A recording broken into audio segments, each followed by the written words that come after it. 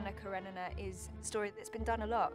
What is the point in doing a safe adaptation of it? Let's try to do something really extraordinary. It was going to be a relatively conventionally conceived Anna Karenina. We were going to be looking at shooting in Russia for about 6 weeks and building on the stages for the other 6 weeks. But at some point people started going, no, wait a minute, can we shoot country houses in England? So we were trying to make kind of English stately homes look like Russia and kind of going, well, if you shoot it from this angle, it could look sort of Russian. And then I'd go to these places and they'd say, oh yes, we've made 2 films with Keira Knightley here. Or even worse, I'd go to locations in Russia and they'd say, yes, we have made 7 Anna Kareninas here. And you'd kind of go, oh God, am I just being very predictable?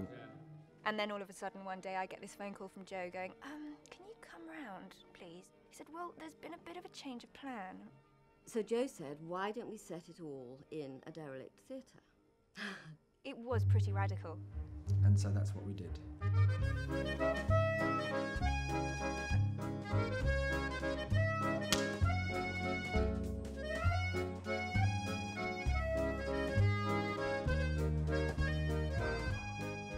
The Russian aristocracy at that time, they were constantly looking to France and trying to emulate that kind of French way of being. Bonjour Lily. They all spoke French, they dressed as French people, and they read books on etiquette of how to behave like a French person. And so the whole thing was a performance. It's not a play, but it's all set in a theatre. You know as soon as you enter a theatre that you have to use your imagination. So it's always a space that totally changes. It's fascinating. I mean, what he's doing is so clever. We always forget it's a theatre.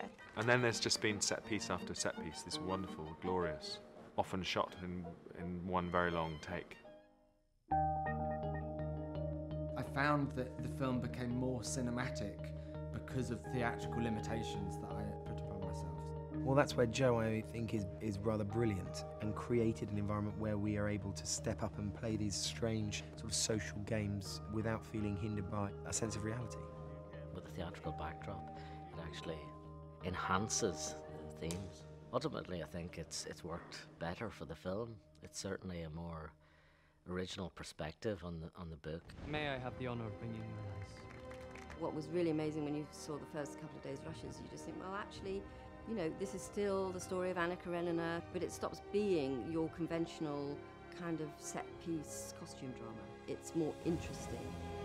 Occasionally, the characters turn their backs on this artificial society, and we see them living a more authentic life in the real world.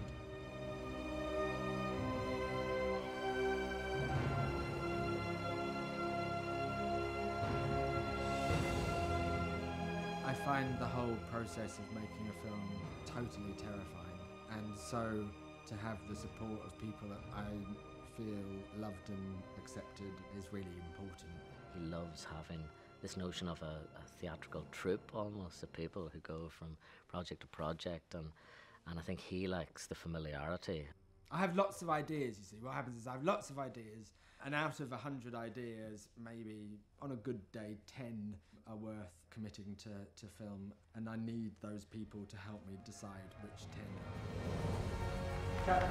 We've all seen our period dramas, so I think this is going to be a completely radical interpretation of a classical novel, and something that's immensely exciting to watch, and radical and revolutionary in terms of its style, but also it has the heart of the love story, so I think it will be bold, beautiful, and emotionally engrossing.